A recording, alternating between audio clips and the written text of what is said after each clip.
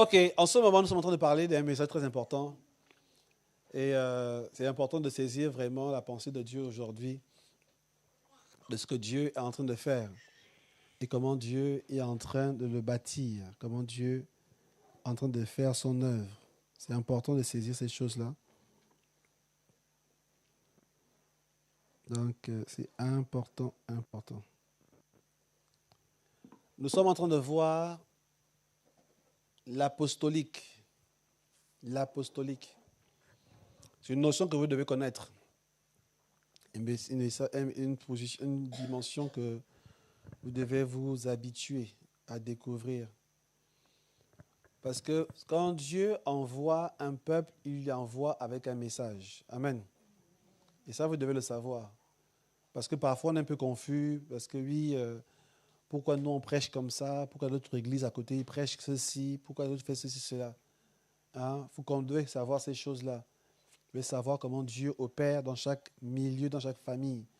Chaque famille a une identité. Parce que chaque famille doit devenir quelque chose que Dieu a prévu. Amen. Et le but n'est pas de ressembler à la famille d'à côté. Le problème, beaucoup de personnes souvent sont un peu dispersées. Et même dans un couple, dans une famille, bénis Dieu pour la famille Mancieto, que Dieu est en train de bénir aujourd'hui. Amen. Mais j'aimerais parler, pour commencer, pour parler de la notion de famille un peu. Pour tous ceux qui sont mariés, écoutez-moi bien. Et pour vous qui vous marierez demain, écoutez aussi très bien. Parce que le problème parfois que nous avons, c'est que nous voulons ressembler à d'autres personnes. Est-ce qu'on comprend ici? Quand Dieu vous appelle en tant qu'une famille, vous devez savoir que vous avez une identité propre. Vous devez le savoir. Quand vous le connaissez, ça vous permet d'être à l'aise dans votre famille. Vous savez, en Afrique, souvent, on parle beaucoup de sorcellerie. La sorcellerie, ce n'est pas forcément les choses mystiques. C'est parfois aussi les choses de jalousie. Parfois, il y a des familles qui ne sont pas satisfaites de leur vie. Alors, elles jalousent d'autres familles. Est-ce qu'on voit ça? Et elles sont prêtes à faire toutes sortes de choses malsaines. J'écoutais un petit peu le témoignage d'une servante de Dieu que vous connaissez, bon, la plupart d'entre vous, elle chante aussi avec son mari, Nadège, comment ça s'appelle? Non, c'est quoi son famille? Voilà. Elle s'appelle Nadège Atoms. Nadège, c'est elle qui fait le témoignage. Et j'étais très touché par son témoignage parce que, bon, pour ceux qui connaissent un peu son histoire récente en tout cas, elle a été empoisonnée, bon, récente.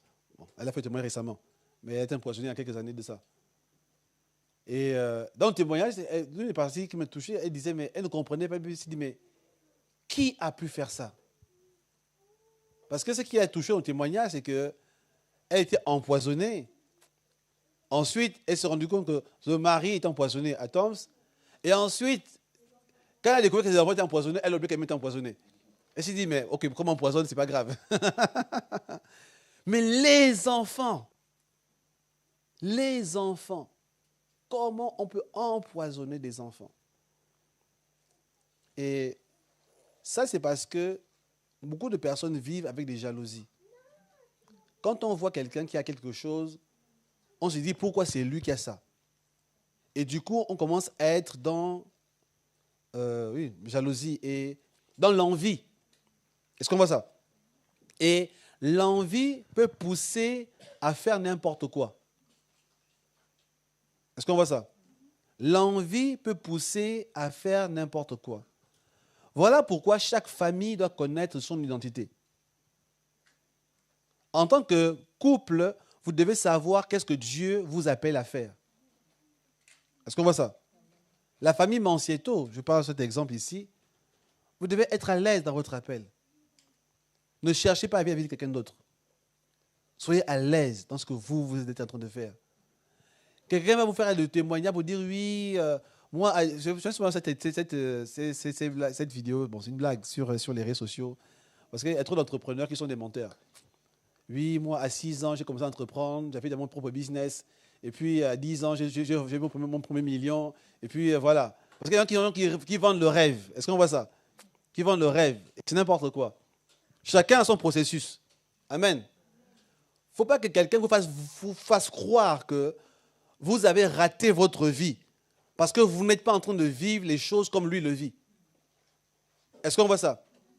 Gloire à Dieu si quelqu'un est millionnaire à 25 ans. Parce que c'est possible aussi. Amen.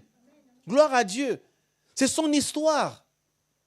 Si maintenant, moi, je ne suis pas millionnaire à 25 ans, ça ne veut pas dire que j'ai raté ma vie. Est-ce qu'on voit ça? Chacun a son histoire et chacun a son appel. Gloire à Dieu pour ceux qui vivent certaines choses. Et chacun doit être à l'aise dans ce que Dieu l'a demandé de faire. Et ça vous évitera de promener des regards inquiets autour de vous. Gloire à Dieu pour ceux qui sont mariés. Si toi, tu n'es pas encore marié, ne sors pas de la trajectoire pour chercher à te marier le plus tôt possible. Amen. Reste dans ton processus. Reste dans ton processus. Ne cherche pas à vivre une vie que Dieu ne t'a pas demandé de vivre. Tu as tes propres étapes. Tu as tes propres défis. Parfois, il y a des gens qui vont vouloir te faire se sentir mal. Te dire qu'eux, ils ont obtenu ceci, ils ont obtenu cela. Et toi, tu ne l'as pas encore obtenu. Ne cherche pas à sortir de ta trajectoire pour obtenir ce que d'autres personnes ont vu. Sois dans ton équilibre. Amen. J'en parle parce que dans chaque famille doit accomplir quelque chose. Et quand chaque famille accomplit le dessein pour lequel Dieu l'a appelé, c'est ça qui amène l'équilibre dans le royaume de Dieu. Amen. Dans les prochains jours, je ne sais pas si aujourd'hui je vais parler vraiment notamment de la notion du royaume de Dieu. Je ne sais pas si je vais y arriver en tout cas. Mais j'en parlerai dans les prochains jours en tout cas. Parce qu'on doit comprendre ce qu'on appelle le royaume de Dieu. Amen. Dans le royaume de Dieu. Nous sommes toujours dans un message sur l'apostolique. Parce que l'apostolique apporte le message du royaume. L'apostolique porte le message du royaume. C'est ce que Jésus a fait. Jésus sur la terre n'a pas prêché la délivrance, ta bénédiction arrive. Le royaume de Dieu est semblable à. Amen. Jésus n'a prêché que le royaume.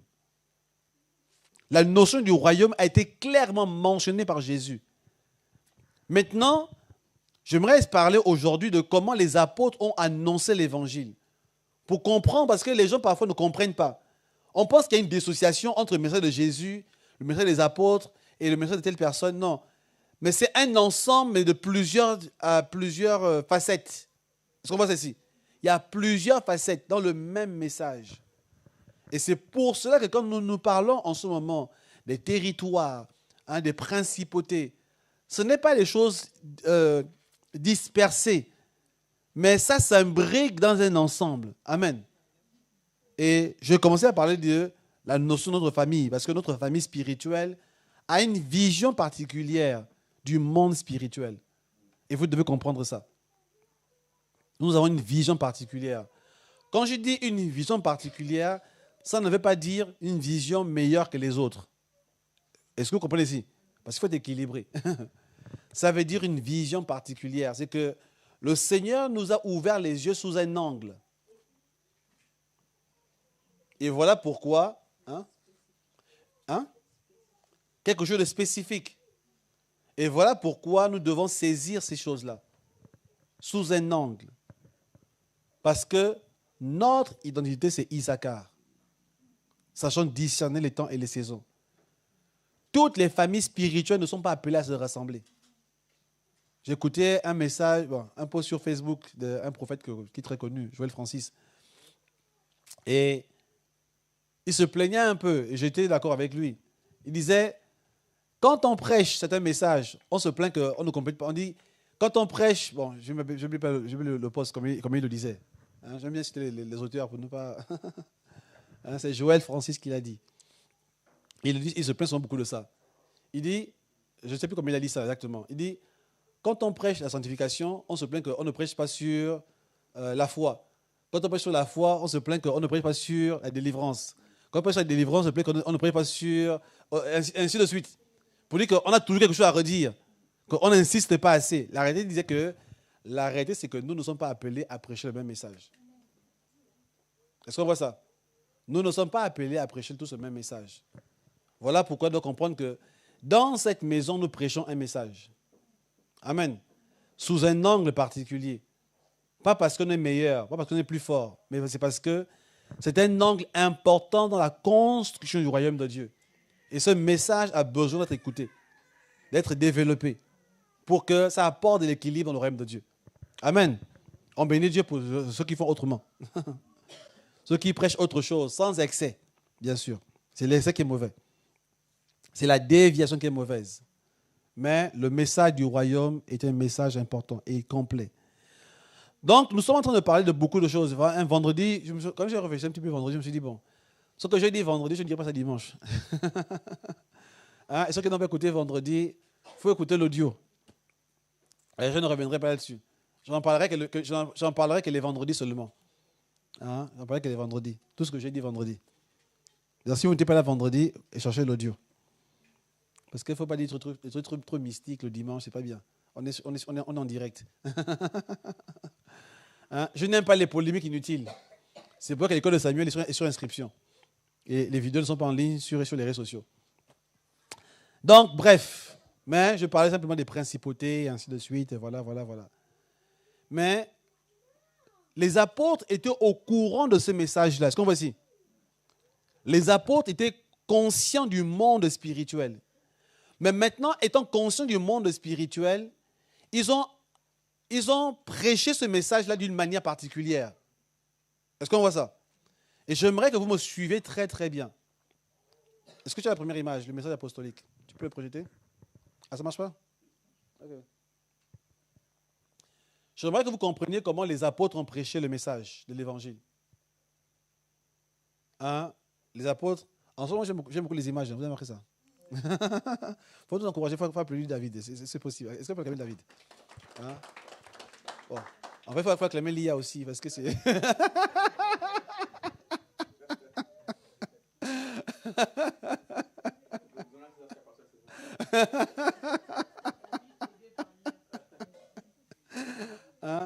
Dans le passé, avant que Lia n'arrive, moi quand j'étais étudiant, on passait des heures à faire des images. On passait des heures, je me rappelle quand on faisait les PowerPoint, des trucs, machin, des présentations, c'était waouh. Quand tu prépares une présentation à la fac, tu passes des heures à prendre l'image ici, prends machin, tu colles par là, et puis tu fais l'animation, c'était waouh. Quand je pense que 20 ans plus tard, les étudiants aujourd'hui n'ont plus rien à faire. Est-ce que vous travaillez encore aujourd'hui? Vous travaillez toujours? Bien sûr.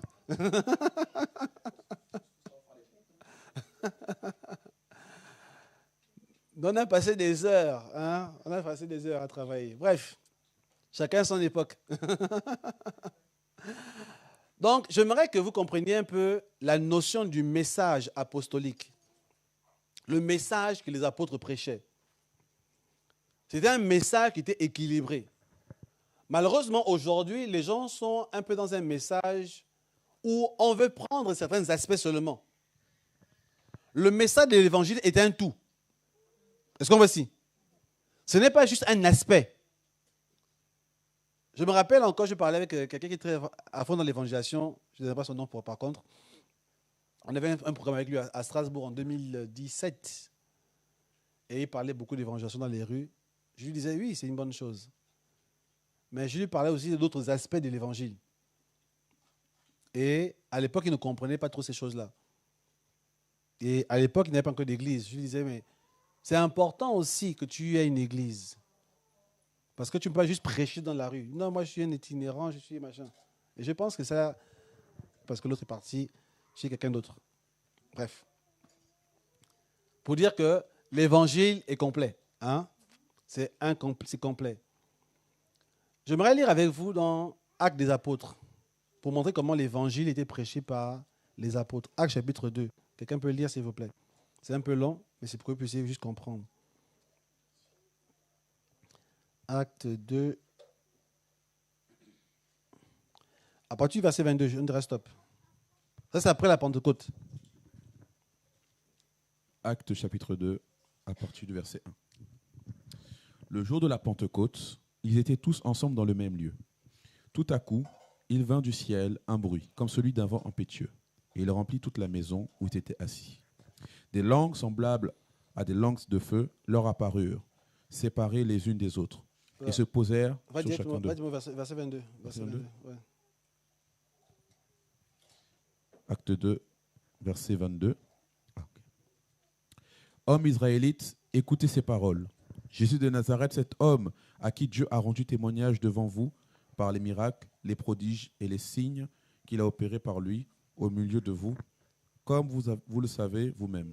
Cet homme, livré selon le dessein arrêté et selon la prescience de Dieu, vous l'avez crucifié. Vous l'avez fait mourir par la main des impies. Dieu l'a ressuscité en le délivrant des liens de la mort, parce qu'il n'était pas possible qu'il fût retenu par elle. Car David dit de lui, « Je voyais constamment le Seigneur devant moi, parce qu'il est à ma droite, afin que je ne sois point ébranlé. Aussi mon cœur est dans la joie, et ma langue est dans l'allégresse, et même ma chair reposera avec espérance. Car tu m'abandonneras pas mon âme dans le séjour des morts, et tu ne permettras pas que ton sein voie la corruption. Tu m'as fait connaître les sentiers de la vie, tu me rempliras de joie par ta présence. Homme frère, qu'il me soit permis de vous dire librement au sujet du patriarche David, qu'il est mort et qu'il a été enseveli, et que son sépulcre existe encore aujourd'hui parmi nous. Comme il était prophète, et qu'il savait que Dieu lui avait promis avec serment de faire asseoir un de ses descendants sur son trône, c'est la résurrection du Christ qu'il a prévue et annoncée, en disant qu'il ne serait pas abandonné dans le séjour des morts et que sa chair ne verrait pas la corruption. C'est ce Jésus que Dieu a ressuscité. Nous en sommes tous témoins. Élevé par la droite de Dieu, il a reçu du Père le Saint-Esprit qui avait été promis et il a répandu, comme vous le voyez et l'entendez. Car David n'est point monté au ciel, mais il dit lui-même, « Le Seigneur dit à mon Seigneur, assieds-toi à ma droite, jusqu'à ce que je fasse de tes ennemis ton marchepied, et que toute la maison d'Israël sache donc qu'avec certitude que Dieu a fait Seigneur et Christ, ce Jésus que vous avez crucifié. » Après avoir entendu ce discours, ils eurent le cœur vivement touché. Et ils dirent à Pierre et aux autres apôtres, « Hommes frères, que ferons-nous » Pierre leur dit, « Repentez-vous et que chacun soit baptisé au nom de Jésus-Christ pour le pardon de vos péchés, et vous recevrez le don du Saint-Esprit. Car la promesse est pour vous, pour vos enfants et pour tous ceux qui sont au loin, en aussi grand nombre que le Seigneur notre Dieu les appellera. » Amen. Amen. Ok.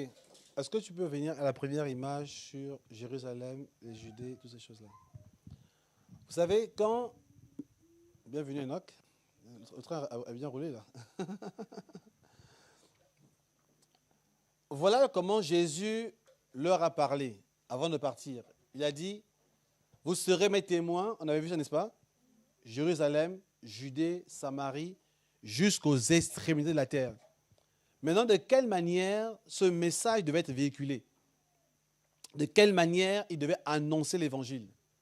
J'ai expliqué la dernière fois que pour pouvoir maintenant changer le système, parce que le but c'est d'installer le royaume de Dieu sur la terre. Est-ce que voici? Parce qu'il faut comprendre l'objectif général. Maintenant, il y a un objectif général, et il y a maintenant des étapes qui nous permettent d'atteindre l'objectif général. Est-ce que voici?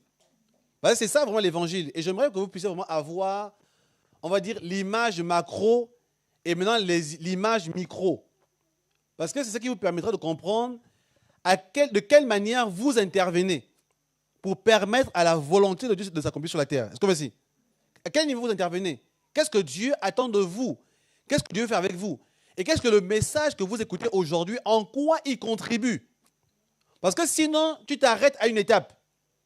Je veux que nous comprenions une chose, c'est que le royaume de Dieu est quelque chose de très vaste. Et le combat dans lequel nous sommes engagés est aussi beaucoup plus vaste que cela. Est-ce qu'on voit ça? Donc ça ne concerne pas juste ta petite vie de tous les jours, tes problèmes quotidiens. Tu es engagé dans quelque chose de très vaste. Voilà pourquoi j'ai parlé vendredi de certaines choses, sur les nations, les principautés, ainsi de suite. Le but n'est pas de faire peur. Est-ce qu'on voit ça? Le but n'est pas de faire peur, de vous montrer juste qu'on connaît beaucoup de choses. Non.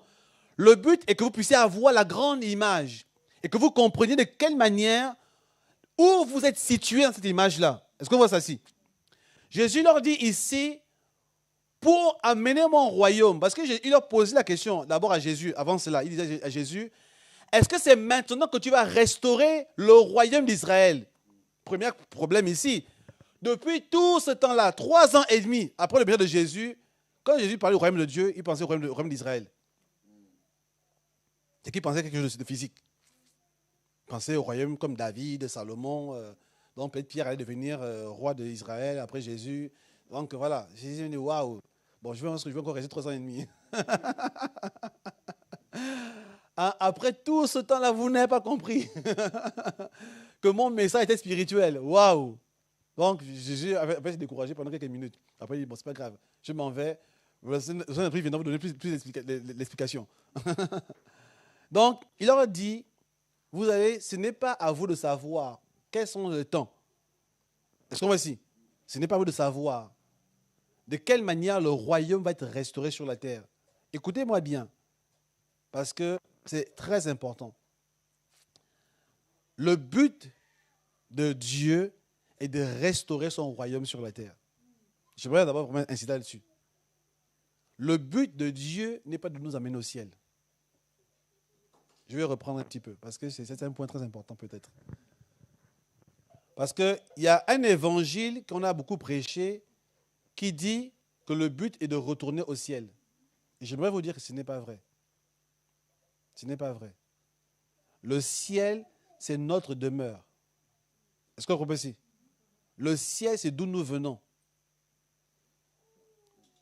Mais la terre, c'est là où nous devons exprimer le royaume de Dieu. Est-ce que vous voyez un peu la différence entre les deux? Le ciel, c'est notre maison. Et la terre, c'est notre travail. Imaginez-vous, je me lève tous les matins. Je vais où? Je vais bosser, n'est-ce pas? Mais quand je suis au travail, je fais quoi? Je cherche, est-ce que je cherche, il faut que je sorte d'ici, il faut que je retourne à la maison. Je termine ma journée. Et si je ne finis pas ma journée, je ne peux pas payer. Est-ce qu'on voit ici? Dieu a envoyé l'homme sur la terre pour quelque chose. Et je vais vous dire une chose. Le fait que le péché soit intervenu n'a pas changé notre mission. Vous comprenez ici? Le fait que nous ayons péché n'a pas changé la mission. Beaucoup ont fait du ciel, retourner au ciel comme étant la mission. Ce n'est pas vrai. Voilà pourquoi beaucoup de personnes ne comprennent pas l'évangile du royaume de Dieu. Est-ce qu'on voit ici? Notre but est d'accomplir la volonté de Dieu sur la terre. Vous savez, j'écoutais quelqu'un qui faisait un peu ce commentaire-là. Bon, hein, David, il faut que j'écoute la vidéo. Parce qu'il disait que dans le 1er siècle, beaucoup, comme Paul disait, Jésus arrive, on va bientôt partir au ciel. Ça a créé une mentalité où beaucoup de personnes ne voulaient pas trop s'investir, pensaient que Jésus allait bientôt revenir. Mais tellement pensaient que Jésus allait bientôt revenir que quand ça fait 5 ans, 10 ans, 20 ans, 30 ans, beaucoup se sont dit, mais finalement, en fait, il ne viendra jamais. C'est là où maintenant Pierre a répondu en disant que le Seigneur ne tarde pas. Est-ce qu'on voit ici? Mais il veut que tout soit sauvé. Parce que beaucoup, en fait, on ne fait pas croire, on ne fait pas dire que, vu que Jésus n'est pas revenu, c'est qu'il ne reviendra plus jamais. Et le problème, c'est que ça fait 2000 ans aujourd'hui. Est-ce qu'on voit ça? Ça fait 2000 ans aujourd'hui. Mais le problème, c'est que beaucoup de gens nous disent toujours, c'est dans 5 ans, c'est dans 10 ans. Il est possible que quelqu'un ait dit, on en connaît pendant 10 000 ans. Est-ce qu'on voit ça? Le problème n'est pas ça. Le problème, c'est que, pourquoi Dieu tarde? Est-ce qu'on me dit ici? Beaucoup pensent que c'est à cause des prophéties qui doivent s'accomplir, parce qu'il y a maintenant qu'il y a des guerres. Maintenant, je vais vous dire une chose. Les guerres ont toujours existé. Les guerres ont toujours existé. Le problème, c'est simplement que tout le monde n'a pas toujours été touché par les guerres. Est-ce qu'on voit ça? Si tu habites à l'heure actuelle en Ukraine, tu es à la fin du monde. Est-ce qu'on voit ceci? Parce que tu es bombardé tous les jours. Tu es en insécurité. Si tu habites au Liban, à l'heure actuelle, c'est la fin du monde. Parce que tu es bombardé régulièrement, même si on dit Israël, c'est aussi le traité de paix. Finalement, l'Éternel se réveille encore un matin, finalement, il s'est énervé, et boum. Là-bas, ils ne peuvent pas payer déjeuner comme vous. Hein. Est-ce qu'on voit ça? Si tu habites en ce moment en Iran, c'est la même chose. Est-ce qu'on voit ça? Oui? Vas-y. Bon, Lui, tu vas remettre de l'eau, s'il te plaît.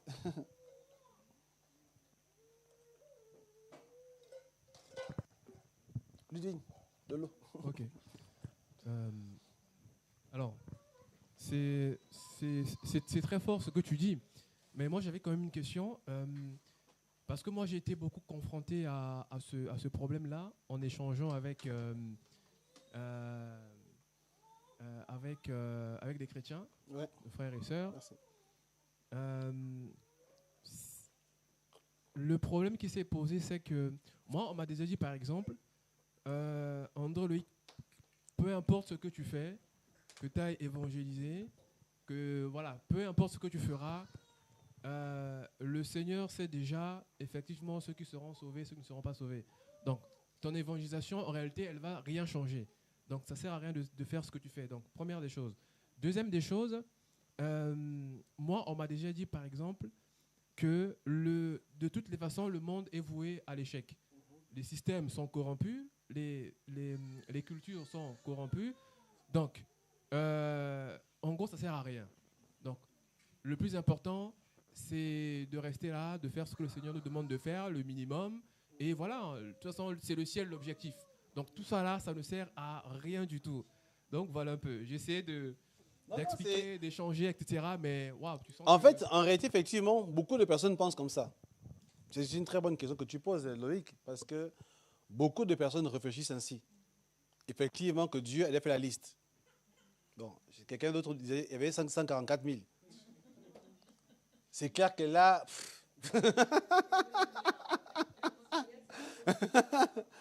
144 000, j'ai dit, Seigneur, même pas 145, parce que là... C'est quand même assez strict, quand même. Waouh, 144 qui vont être sauvés. Les autres, c'est pas la peine. Allez voir, hein, allez revoir ailleurs, hein, peut-être au prochain tour. C'est vrai que beaucoup de doctrines et d'enseignements ont été donnés dans ce sens-là. Première chose que je vais répondre. En réalité, Dieu n'a pas une liste d'inscrits quelque part. Je vais donner différemment même. Je dirais que tout le monde est inscrit. Vas-y. Il y a un verset qui soutient ça. Romains 8, à partir du verset 28 au verset 30. Nous savons du reste que toute chose concourt au bien de ceux qui aiment Dieu et ceux qui sont appelés selon son dessein. Car il a connu d'avance, il a aussi prédestiné à être semblable à l'image de son Fils, afin que son Fils fût le premier-né d'entre plusieurs frères. Et ceux qu'il a prédestinés, il les a aussi appelés. Et ceux qu'il a appelés, il les a aussi justifiés. Et ceux qu'il a justifiés, il les a glorifiés. Le verset plus important ici, c'est le verset 30. Parce que si on s'arrête aux deux premiers versets, on risque de mal comprendre le contexte. Parce que, en fait, quand on parle de prédestination dans la Bible, la prédestination parle du fait que le salut est pour tous. C'est pour ça qu'il dit, ceux qu'il a prédestinés, il les a aussi appelés. Maintenant, quand il t'appelle, tu peux dire oui ou non. C'est quand tu dis oui, maintenant que tu es justifié. Donc ceux qu'il a appelés, il les a aussi justifiés. Et ceux qu'il a justifiés, avec ta marche, la façon que tu fonctionnes, ta consécration, tu arrives à la glorification qui est le but, être à l'image de Christ. Donc la prédestination, le salut, c'est pour tous. Maintenant, le choix est dans la main de chaque être humain. En réalité, nous sommes tous appelés, effectivement, comme dit David ici. Et c'est là où, en réalité, le vrai problème, c'est que les gens pensent que Dieu aurait dû créer les robots. Vas-y, redonne le verset sur le groupe WhatsApp. Dieu aurait dû créer les robots. Non. Dieu nous a créés, nous, les humains, et je dirais même les anges. Parce que quand on parle un peu des anges, comme j'ai parlé un peu vendredi, avec référence, je dis, mais finalement, c'est des rebelles, ces gars, en fait. Est-ce qu'on voit ça ici? Parce que moi, l'image que j'avais des anges, c'était que c'était comme des robots. Que Dieu leur parle, ils font la volonté de Dieu. Dieu leur parle, ils font la volonté de Dieu. Mais quand tu lis un peu la Bible correctement, tu en profondis un peu plus, tu te rends compte que ce n'est pas le cas. Parce qu'il y a un verset qui dit, si Dieu ne fait pas confiance en ses propres anges, est-ce qu'on voit ça ici? C'est dans Job. Si Dieu n'a pas confiance en ses propres anges, c'est qu'à un moment donné, les anges aussi n'ont pas toujours fait la volonté, même pas tous, je veux dire. C'est qu'il y en a qui se sont rebellés, qui n'ont pas accompli, qui ont refusé. Et c'est la même chose avec les humains. Dieu ne crée pas des robots qui lui obéissent. Dieu crée des êtres intelligents à qui il donne la possibilité de choisir. Est-ce qu'on voit ça? Et c'est ainsi que l'homme aujourd'hui a été appelé à accomplir la volonté de Dieu. Maintenant, l'homme a le choix. Adam a été le premier à désobéir. Et nous, aujourd'hui aussi, nous avons le choix en Jésus-Christ de l'accepter ou de le refuser. Maintenant, pour revenir à ce que Loïc disait, malheureusement, l'évangile mal compris a fait en sorte que les gens se disent que ce n'est plus la peine de faire quoi que ce soit. On n'a plus besoin d'évangéliser, de parler, de dire à Enoch, crois en Jésus. Est-ce qu'on voit ça? Non. Nous avons la responsabilité d'annoncer l'évangile.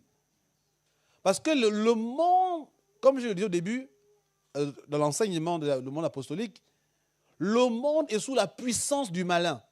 Est-ce qu'on voit ça ici? Et nous avons la responsabilité de déloger le malin. Est-ce qu'on voit ici?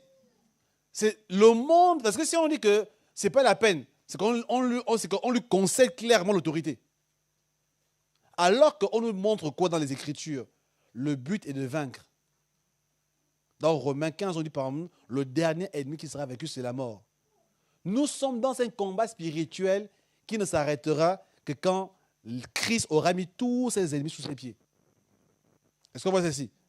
Maintenant, Christ opère sur la terre au travers de qui? Au travers du corps de Christ qui est chacun d'entre nous. Nous sommes le moyen que Christ utilise. Christ n'est plus là, physiquement. Mais l'Église ou l'ensemble des chrétiens du monde entier sont le corps mystique de Jésus. Est-ce qu'on voit ça?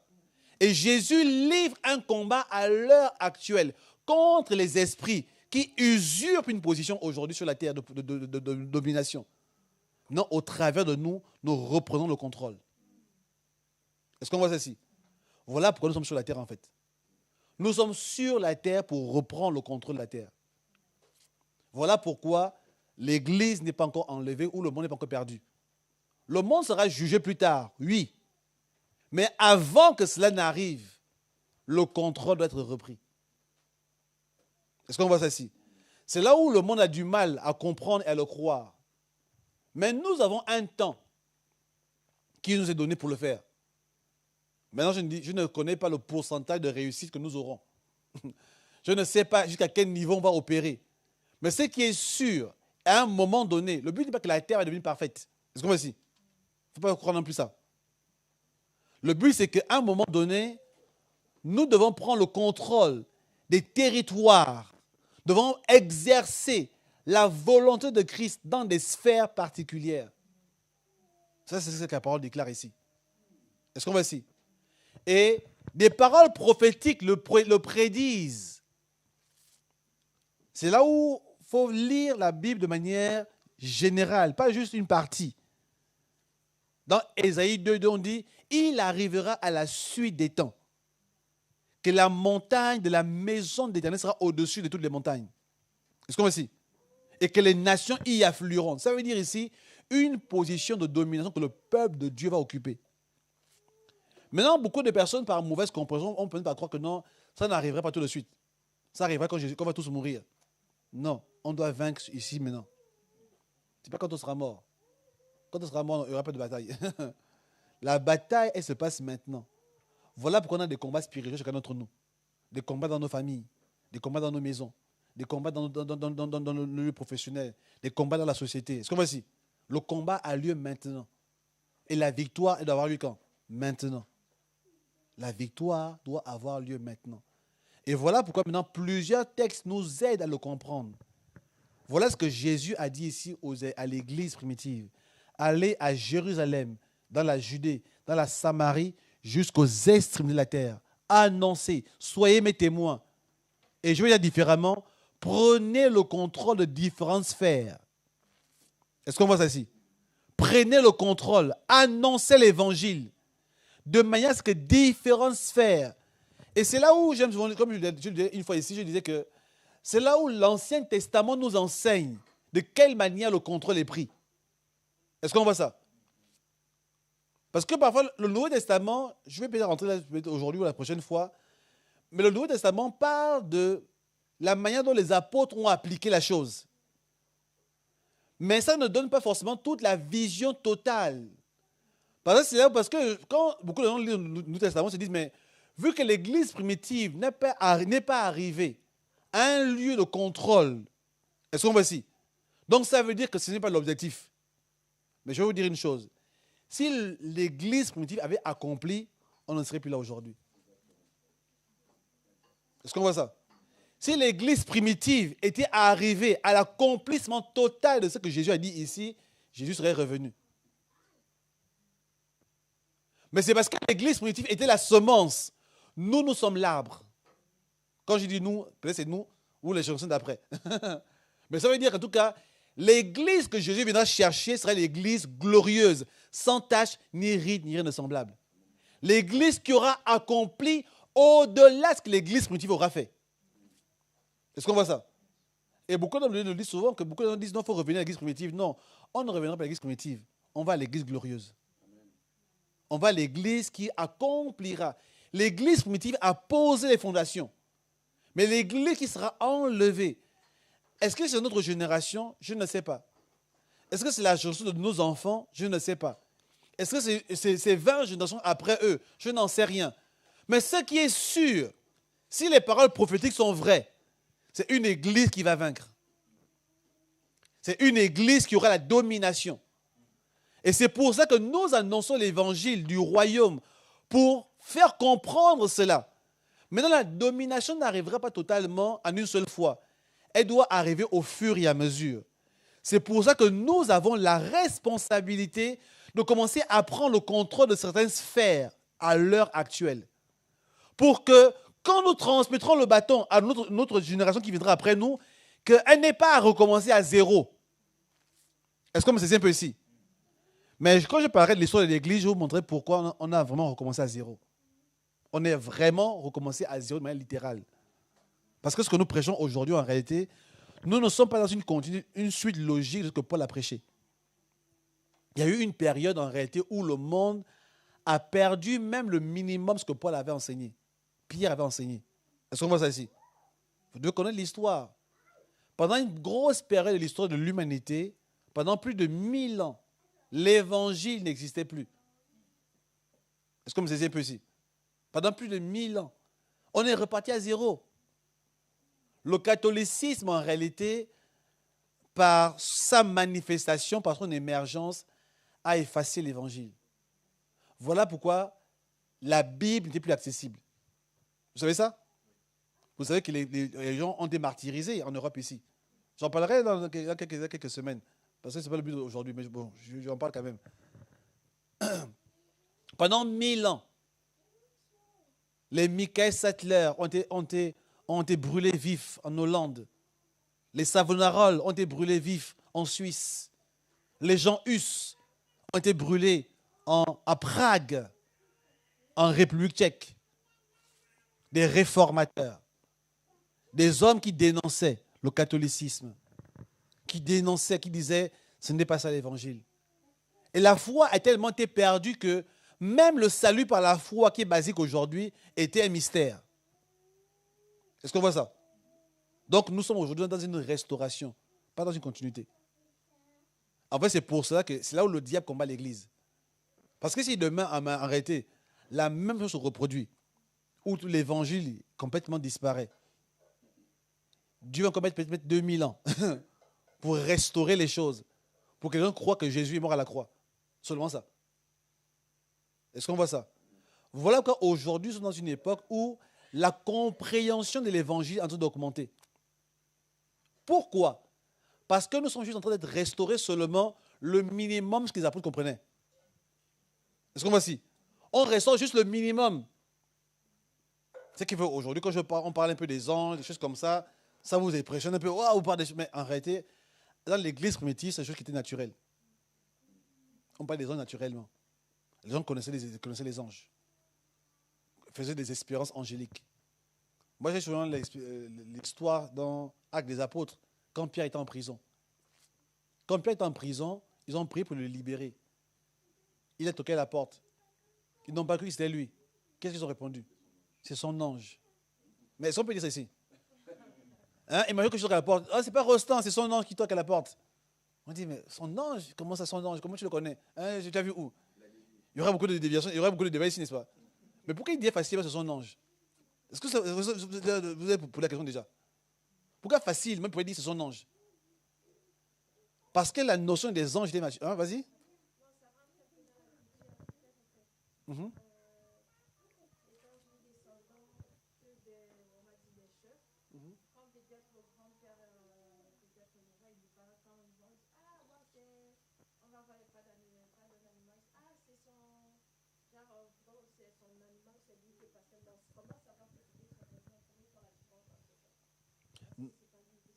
Non, parce que là, c'est comme si c'est la culture, parce qu'ils sont habitués à ce genre de choses-là. Bon, c'est mystique aussi. C'est très mystique aussi. C'est-à-dire que c'est ça qu'on appelle une culture. Quand dans une culture de quelque chose, ils sont habitués à ça. Dans l'Église, en réalité primitive, il y avait la culture du surnaturel. Est-ce qu'on voit ça? Et ça, c'est une chose qu'on doit restaurer aujourd'hui sans en avoir peur. La culture du surnaturel. Les anges existent. Quand un ange t'apparaît, tu n'es pas exceptionnel. C'est juste que c'est leur métier, entre guillemets. Je peux parler comme ça là. Voilà. C'est genre de choses naturelles. En fait, c'est que nous, aujourd'hui, on n'a pas comme si c'était quelque chose d'extraordinaire. Mais ça doit redevenir naturel. C'est pour ça qu'on doit parler du monde spirituel de manière naturelle, sans entrer dans le mysticisme de sorcellerie. Parce que beaucoup de personnes dans l'église aujourd'hui, quand ils commencent à parler de surnaturel, beaucoup ou certains parfois touchent à des choses qui ne sont pas correctes. C'est ça qui n'est pas correct en fait. Mais on peut être complètement spirituel, vivre des expériences angéliques. Jésus apparaît, des anges m'apparaissent tous les jours régulièrement et je suis naturel. Je ne suis pas déséquilibré. Mais je comprends que le fait qu'un ange m'apparaisse ne veut pas dire que je suis quelqu'un de très fort. C'est juste, le plus important, ce n'est pas l'apparition de l'ange, c'est le message qu'il transporte. C'est que j'aime beaucoup l'évangéliste, le Bishop Dag. Bishop Dag explique comment, lui, il voulait commencer son ministère, il essaie de voir Jésus. Mais Jésus ne l'est jamais apparu. Et il disait une fois, il y avait un pasteur qui l'avait invité chez lui, à la maison, qui a dormi dans une de ses chambres. Et pendant qu'il dormait, Jésus est apparu à ce pasteur-là. Il a dit quand même Jésus. Hein? Les règles de fonctionnement de moi, c'est que quand tu veux chez quelqu'un, passe par le propriétaire d'abord en premier. Vous voyez d'abord le propriétaire de la maison, après tu dis, ok, je suis juste passé, je vois ton invité. Mais Jésus, comment tu peux apparaître, mon ami, alors que moi je suis là? Mais il explique simplement par là que ce n'est pas grave. Est-ce qu'on voit ici? Beaucoup de personnes font maintenant comme si quand Jésus t'apparaît, comme si tu étais devenu exceptionnel. C'est pas dans l'église, ce n'est pas quelque chose d'exceptionnel. Aujourd'hui, quelqu'un a un ange qui lui apparaît, il écrit un livre. Est-ce qu'on voit ça? Jésus t'apparaît, tu écris une encyclopédie. Non. Ce n'est pas quelque chose d'exceptionnel. C'est juste, le plus important, c'est le message à l'intérieur. Est-ce qu'on voit ici? Donc, voilà pourquoi nous devons revenir. Je suis en train de parler ici du message apostolique. Nous sommes en train de restaurer quelque chose qui a d'abord existé déjà. Et non seulement le restaurer, mais aller à l'accomplissement. Vous me comprenez un peu ici, hein? Voilà pourquoi le message que Jésus a donné a été donné de manière claire. C'est comme quelque chose de très condensé ici, là. Ici, en réalité, dans ce message, c'est un seul verset. Mais ce verset-là contient plusieurs informations. Est-ce qu'on comprend ici?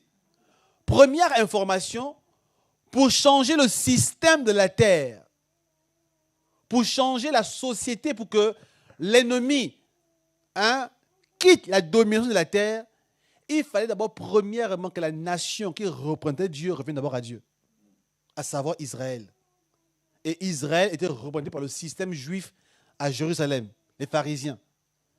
Parce qu'eux, ils avaient la responsabilité de présenter Dieu aux nations. Mais c'est eux qui étaient corrompus. C'est la même chose en réalité, je vous dirais, dans la société aujourd'hui. Écoutez-moi bien. Pour ramener Dieu en France, ça ne commence pas par la politique. Ou pour restaurer les plans de Dieu en France. Pour que la France entre dans le plan de Dieu. Voilà, dit comme ça là. Pour que la France entre dans le plan de Dieu. Pour que le Gabon entre dans le plan de Dieu. Que le Cameroun, que l'île Maurice entre dans le plan de Dieu. Ça commence par l'Église. Est-ce que vous comprenez ici? Si l'Église n'est pas purifiée, parce qu'on voit beaucoup les francs-maçons, les sorciers, beaucoup de choses comme ça. Le problème n'est pas eux. Le problème, c'est d'abord la pureté de la présentation de Dieu dans la nation. Si Dieu est bien vécu, le problème n'est pas combien de personnes nous sommes en Christ. Le problème, c'est qu'est-ce que nous vivons en Christ. Est-ce qu'on voit ça ici? Parfois, beaucoup de chrétiens pensent que parce qu'on n'est pas beaucoup de chrétiens en France. Non, mais en Afrique, les chrétiens sont nombreux. Chrétiens présidents, premier ministre, ministre, député, maire, tout le monde est chrétien. Mais le pays est corrompu. De sorcellerie, de ceci, de cela. Mais c'est quoi le problème ici? L'Église, dans cette nation, ne représente pas Dieu correctement. Et voilà pourquoi la gloire de Dieu ne peut pas venir de la nation. La nation est pauvre. La nation est corrompue. Pourquoi? Pas à cause des personnes qui ne sont pas en Christ. C'est à cause des personnes qui sont en Christ, mais qui sont polluées. Et voilà pourquoi j'ai parlé la dernière fois. J'ai expliqué comment Israël, en même temps, était avec Dieu, en même temps avait les faux dieux, les Astartés, les Baals. Et c'est ce qui arrive dans beaucoup de nations. Beaucoup de gens sont en Christ, mais leur mentalité est contrôlée par les principautés. Est-ce qu'on voit ça ici? C'est le problème que nous avons à l'Église. Voilà pourquoi l'évangile commence d'abord dans la maison de Dieu. On annonce d'abord le salut dans la maison de Dieu. On annonce d'abord le changement dans la maison de Dieu. Et ensuite, on va à l'extérieur, au fur et à mesure. Est-ce qu'on voit ça? Ensuite, on va au fur et à mesure à l'extérieur. Si tu veux entrer dans le plan de Dieu pour toi, commence d'abord à vivre Dieu.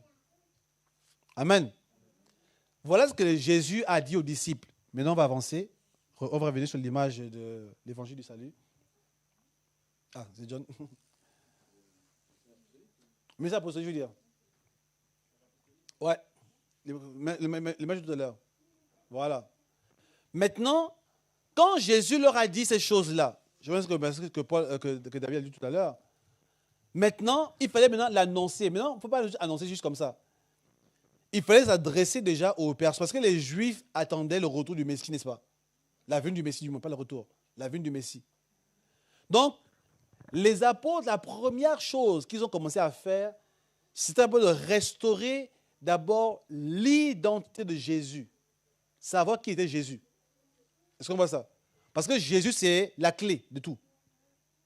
Tu connais Jésus, tu acceptes que Jésus était le Messie et que son sacrifice à la croix est venu pour nous sauver. Ce n'est pas en fait juste un rituel. En fait, c'est un changement de position spirituelle. Est-ce qu'on voit ça? C'est le début de la transformation.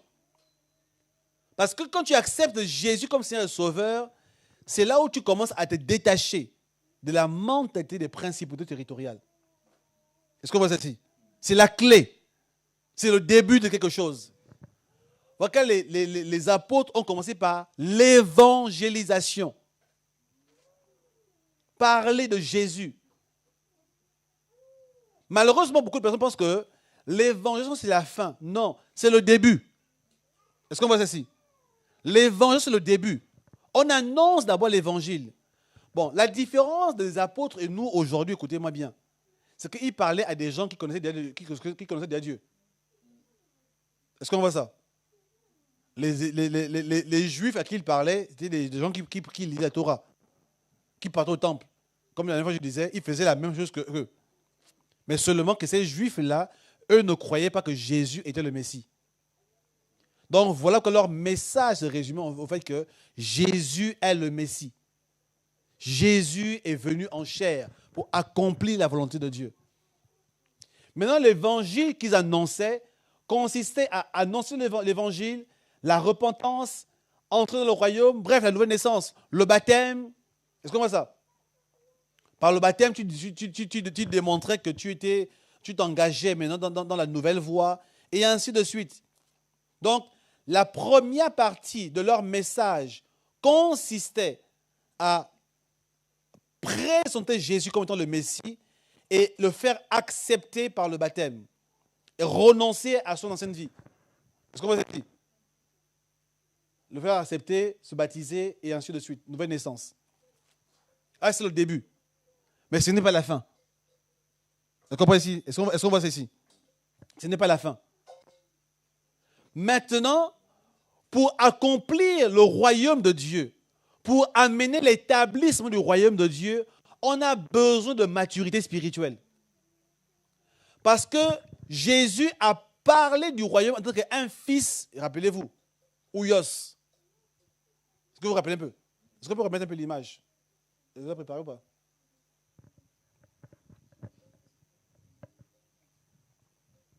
La maturité. La maturité est une chose importante dans l'Église. Merci, John. La réalité, c'est que nous ne pouvons pas accomplir le message du royaume de Dieu sans maturité spirituelle. Est-ce que vous êtes un peu ici? Sans maturité, c'est impossible. Les promesses de Dieu, elles sont dans l'état de maturité. Tout ce que Dieu veut accomplir avec nous, pour que devenir des instruments de Dieu, nous devons être matures. Et voilà pourquoi cette notion de maturité spirituelle, elle doit être bien saisie. Et tout le monde doit être dans un processus de maturité. Quand on montre cette image-là en réalité, chacun doit se dire à quel niveau moi je me trouve aujourd'hui. Amen. Tu dois te poser la question à quel niveau tu te trouves aujourd'hui. Est-ce que tu es népios? Est-ce que tu es un enfant, un nourrisson? Celui qui n'a besoin que des enseignements basiques. Est-ce que tu es quelqu'un qui découvre, un enfant qui découvre, qui commence à grandir? Parce que chaque niveau de fils, en réalité, montre aussi des capacités que tu as. Quelqu'un qui est enfant de Dieu, tu n'aimes pas la prière, tu n'es pas mature. Est-ce qu'on voit ici? Quelqu'un qui est enfant de Dieu, toi, tu n'aimes pas venir à l'église, tu n'es pas mature. Tu es enfant de Dieu, toi, tu n'aimes pas servir, tu n'es pas mature. Tu es enfant de Dieu, tu n'aimes pas lire la Bible, tu n'es pas mature. Tu es enfant de Dieu, tu n'aimes pas les enseignements, mais tu n'es pas mature. Et je peux continuer ainsi. Est-ce qu'on voit ça? Donc, chacun doit pouvoir être honnête avec lui-même. On n'a pas de document, tout le monde ou pas? Le document est envoyé? Ok. Parce que dans le document, il y a l'explication de chaque niveau. Il faut le lire, le document-là. Pour voir à quel niveau nous sommes, chacun d'entre nous. Est-ce qu'on voit ça? Parce que beaucoup de chrétiens vont dire non, moi ça fait 20 ans que je suis chrétien, ça ne veut rien dire. Moi ça fait 30 ans que je suis chrétien, ça ne veut rien dire. Le nombre d'années à l'église n'exprime pas le niveau de maturité que tu as. Est-ce qu'on voit ça? Tu es chrétien depuis 30 ans, mais tu es encore népios. Parce que ça fait 30 ans que tu es chrétien, mais tu ne grandis pas spirituellement. Mais quelqu'un d'autre a 2 ans en Christ, il est déjà technon. Parce qu'il est en train de grandir spirituellement. Il s'investit spirituellement. Est-ce qu'on voit ça ici? La maturité n'est pas liée au nombre d'années à l'église. Moi, je me rappelle quand je venais de me convertir, quand je venais dans l'église, beaucoup de gens disaient non, moi, ça fait 20 ans que je suis chrétien. Moi, je suis un vieux chrétien. Je pensais qu'en fait, c'est comme un grade. C'est comme s'il est général. Mais quand tu vois sa vie spirituelle, il ne sait pas prier, il ne sait pas évangéliser, en fait, il ne sait rien faire. Mais 20 années chrétiennes, c'est par rapport à quoi? Tu es juste comme une chaise de l'église, en fait. Parce que la chaise, elle est là depuis le début. Mais elle n'a pas évolué. Ne sois pas une chaise de l'église. Amen. Paul dit à Timothée que tes progrès soient évidents devant tous. Est-ce qu'on voit ça? Développe-toi spirituellement. Grandis spirituellement. Deviens mature. Fais des choses que hier, tu n'étais pas capable de faire. Amen. On peut revenir sur l'image de la maturité, de apostolique, merci. Reviens sur l'image précédente. C'est là où maintenant on a besoin de nous enraciner par la parole de Dieu. Amen. Maintenant, je vais vous dire une chose. Pourquoi c'est important de venir à l'église tous les dimanches? De se connecter à toutes les réunions? Parce que si tu ne te connectes pas, tu n'es pas à l'église, c'est difficile de grandir. Amen. En réalité, ce n'est pas parce qu'on veut fidéliser les gens le dimanche, que venir suivre les connexions, ce n'est pas ça. Tu ne peux pas grandir si tu n'es pas nourri spirituellement. Est-ce qu'on comprend ici? Nous grandissons tous, ce n'est pas par la chance qu'on grandit spirituellement. Moi, je connaissais un apôtre, on parlait d'un apôtre qui s'est converti, un apôtre très, très global aujourd'hui. Il dit, quand il s'est converti, il a fait 6 mois. Il a fait 6 mois. Quand il s'est converti, de 6 mois, en 6 mois, il est devenu pasteur associé de l'église. En 6 mois. Comment il a fait? Il assistait à toutes les réunions de l'église. Toutes les réunions de l'église, il avait 18 ans à l'époque. Réunion des enfants, des femmes, des jeunes. Toutes les réunions, quelqu'un avait réunion, quand on lisait la Bible, il venait s'asseoir. Parce qu'il voulait connaître. Il voulait comprendre les Écritures. Même rien des femmes, que ça ne le concerne pas, rien des femmes. Il est assis là. Il est assis dans la salle. Parce qu'il voulait connaître. Est-ce qu'on voit ici? La soif qu'il avait de connaître les Écritures a accéléré son processus. Amen. Quand tu n'as pas la soif de développer spirituellement, tu ne grandiras jamais. Est-ce qu'on voit ici? Quand tu n'as pas soif, il y a des gens qui n'ont jamais soif de Dieu. La majorité, parce que tu t'enracines à la parole de Dieu. L'intimité chaque jour avec Dieu. Obéir à la volonté de Dieu. Grandir. Dans Acte 2:42, on n'a pas lu ce verset là, c'est la suite du verset. On dit, ils persévéraient ensemble dans l'enseignement des apôtres. Communion fraternelle. C'est impossible de grandir spirituellement tout seul. Est-ce qu'on voit ici? Tu n'es jamais en contact avec les frères en semaine. C'est impossible de grandir spirituellement. Est-ce qu'on voit ça? C'est impossible. La communion fraternelle. C'est parce que nous sommes ensemble. Et tu découvres les dons spirituels.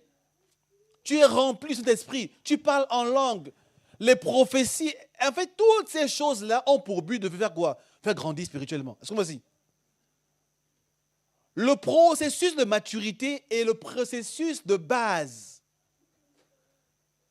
C'est le processus de base qui te permet d'entrer dans ton héritage.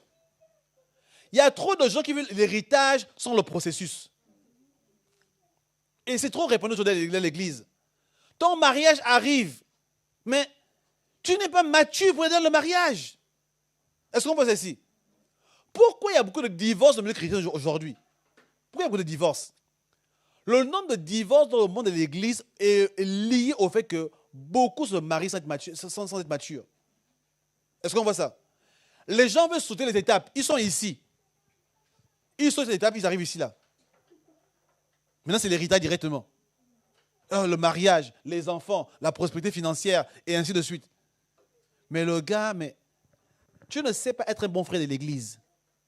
Comment tu vas être un bon mari? Tu ne sais pas être une bonne sœur à l'église. Comment tu vas être une bonne femme? Tu n'as pas de bonne relation avec les autres. Est-ce qu'on voit ça ici? Mais tu penses que le mariage sera quoi? Ce sera la magie? Non, mon mari sera différent. Mais il sera pire. Il sera pire. Parce que tu n'arrives pas à apprécier les frères à l'église. Tu penses que c'est toi que tu vas apprécier à la maison? Mais à un moment donné, le processus de maturité est un processus non négociable. On a les chrétiens aujourd'hui parce que financièrement, ils sont riches. Ils oublient Dieu. Est-ce qu'on voit ça? Pourquoi ça arrive ainsi? Pourquoi la bénédiction arrive à te sortir de ta trajectoire? C'est juste parce que tu n'es pas mature. L'argent te fait perdre la tête. Je me rappelle toujours, je parlais avec le pasteur Laurence, on parlait d'un ami gabonais là. il a fait une thèse en philosophie. Quand il a commencé la thèse en philosophie, il a arrêté de croire en Dieu.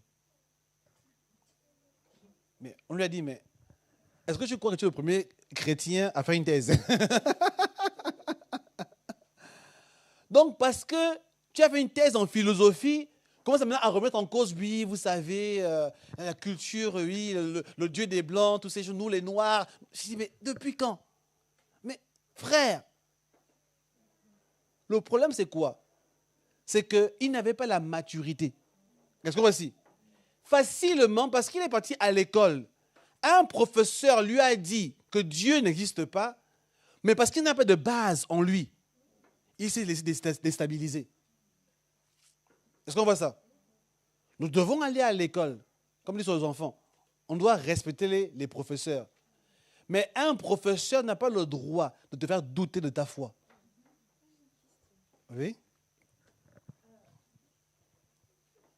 Parler de doute, mais je sais qu'en philosophie, il arrive qu'il y ait des sujets, notamment sur la religion et tout. Et il y a par exemple un sujet comme Dieu est mort. Comment tu traites ce genre de sujet, par exemple? Hein? Parce que en fait, généralement, même s'il ne faut pas douter, moi j'imagine à la place de la personne. Je ne sais pas, en fait, d'un point de vue, du coup... intellectuel, oui. Voilà, tu es obligé de développer le sujet, mais quels sont les arguments que tu utilises? Ok, il y a John qui veut répondre. Il a un micro. Ma réponse va être basée sur une expérience que j'avais il y a quelques années en arrière, où c'était un autre sujet. Je ne me rappelle plus c'était quoi le sujet, mais je sais qu'à l'époque, c'était pareil, une question qui fait débat. C'était sur est-ce que je sais plus c'était quoi exactement, mais est-ce que telle histoire est vraie ou fausse, etc. Et la prof a donné son argument et personne n'a voulu répondre parce que sujet de foi, etc. Et en fait, sauf que j'avais répondu. Et pour répondre à ta question, pour moi, je trouve que là, c'est dans ce genre de milieu-là, c'est important aussi d'avoir des bons bagages non religieux entre guillemets. Parce qu'en vrai, toutes les questions sur Dieu, elles peuvent être répondues même sans croire en Dieu. En vrai, parce que même philosophiquement ou scientifiquement, dire Dieu n'existe pas, c'est faux. Parce qu'en fait, la démarche scientifique ou la démarche philosophique, tu es obligé de prouver ce que tu dis, tu vois. Et tu peux répondre sans dire oui, la Bible dit ceci, etc. Et pour ça, il faut que tu lises aussi. Parce qu'ils vont se baser sur tel philosophe a dit ci, tel scientifique a dit ça. Et du coup, tu en as d'autres qui disent des choses contraires, en fait. Il n'y a pas un seul message, il y a plusieurs messages. Du coup, tu es obligé, toi aussi, d'avoir des bagages solides, philosophiques, scientifiques, etc., hors de la Bible, pour être capable de répondre dans des milieux neutres à ce genre d'argumentaire. En fait, le truc, c'est qu'en général, dans ce genre de sujet, on te demande de nuancer. C'est-à-dire que tu dois, d'un point de vue, premièrement, soit accepter le fait qu'il est mort, ou qu'il n'a pas existé, et par la suite... Dieu, il ne parle pas de Jésus en philosophie en général. Et après, dire que, comment on appelle ça, qu'il n'est pas mort. Mais du coup... Oui, thèse. Ah, tu parles de termes. Ça, en vrai de vrai, pas forcément. Parce que la logique thèse, antithèse, ça en vrai, c'est ce qu'on apprend à la base pour structurer le raisonnement. Mais en vrai de vrai, ce n'est pas la seule façon de répondre à une question philosophique. En vrai de vrai. Mais je pense aussi, pour répondre un petit peu à ce débat, je crois que c'est là où, quand nous connaissons la notion du royaume, et c'est aussi pour vous, les étudiants et les intellectuels, vous devez comprendre que quand vous êtes à la fac dans un domaine particulier, vous n'êtes pas envoyé pour juste accepter tout ce qu'on vous dit. Parce que ces professeurs qui vous enseignent aujourd'hui, il y a 20 ans, ils étaient aussi étudiants comme vous. Maintenant, vous aussi, dans 20 ans, vous serez les professeurs de demain. La pensée se structure, en fait, c'est chacun qui vient déployer sa pensée selon la manière dont il a grandi, selon ses propres convictions. Ce n'est pas forcément la logique mathématique. C'est pour ça qu'aujourd'hui, il y a plusieurs courants de pensée. Même parmi les économistes, par exemple, on dirait qu'il y a des économistes de gauche et des économistes de droite. Pourquoi? Pourquoi c'est pas tout le monde n'est pas économiste de la même manière? C'est parce qu'en réalité, malgré les raisonnements mathématiques, la conviction personnelle agit toujours.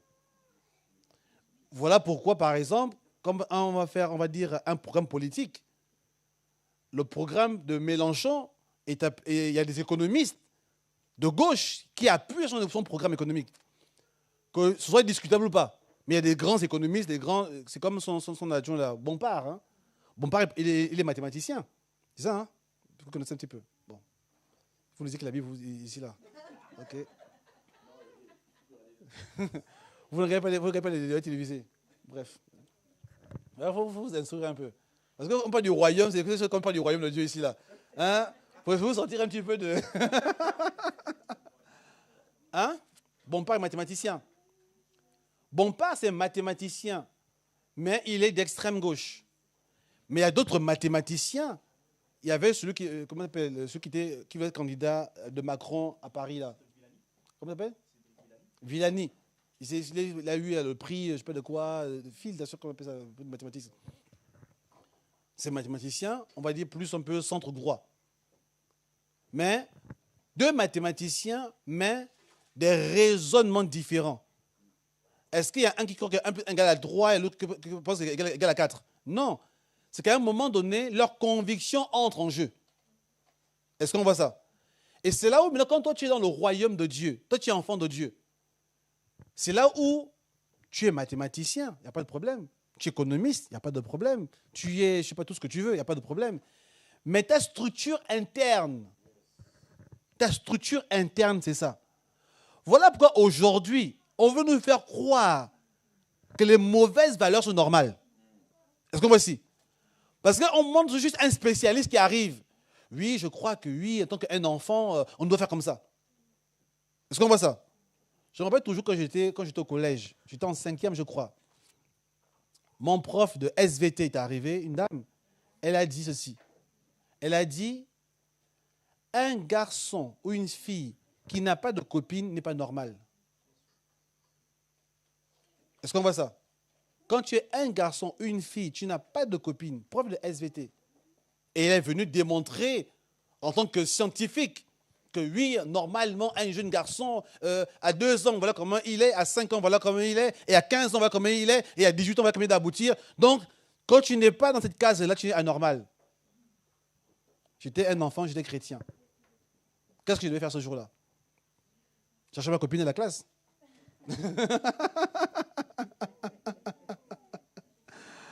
Hein? Et c'est là où mes convictions spirituelles, bien qu'étant enfant, devaient entrer en jeu. Je ne suis pas anormal. J'ai des convictions. Cette dame, elle a ses convictions à elle par rapport au royaume dans lequel elle appartient.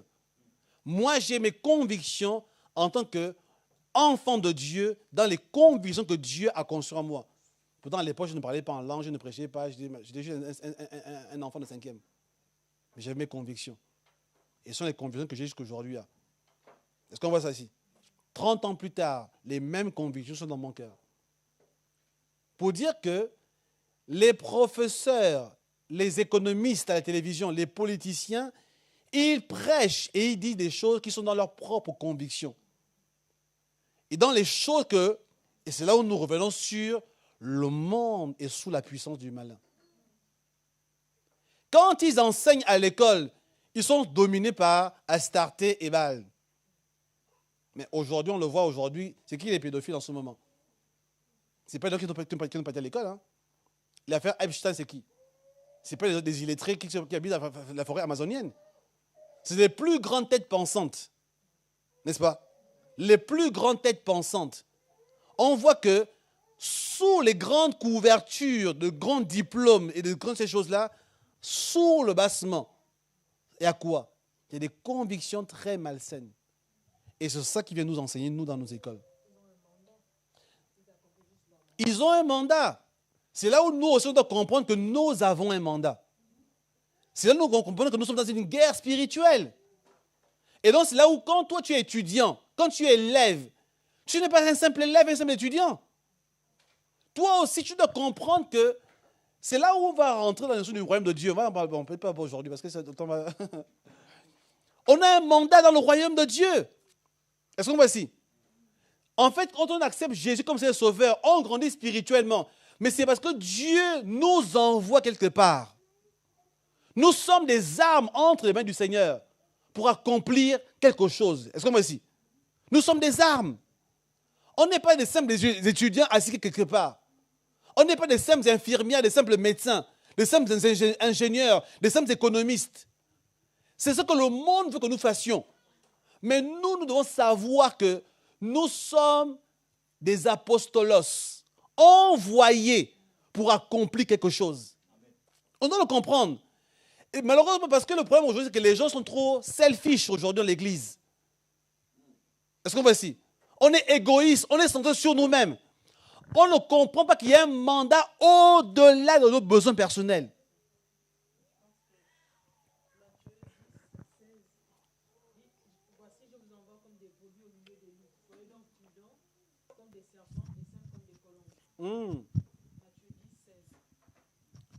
Jésus dit clairement, on nous envoie comme des brebis au milieu des loups. C'est qui les loups? Mais c'est ton prof à l'université. Même s'il est gentil.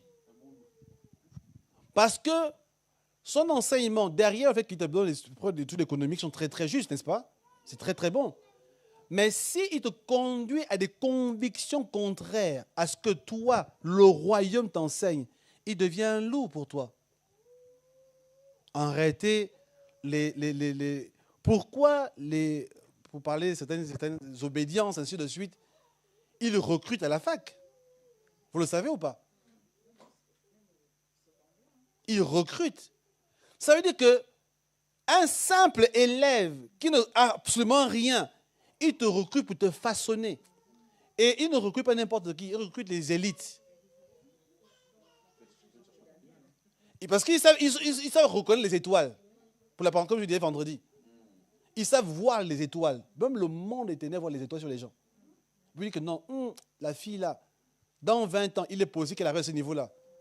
Maintenant, pour qu'elle ne serve pas le royaume de Dieu, on va nous la détourner, on va la prendre pour qu'elle serve nos intérêts.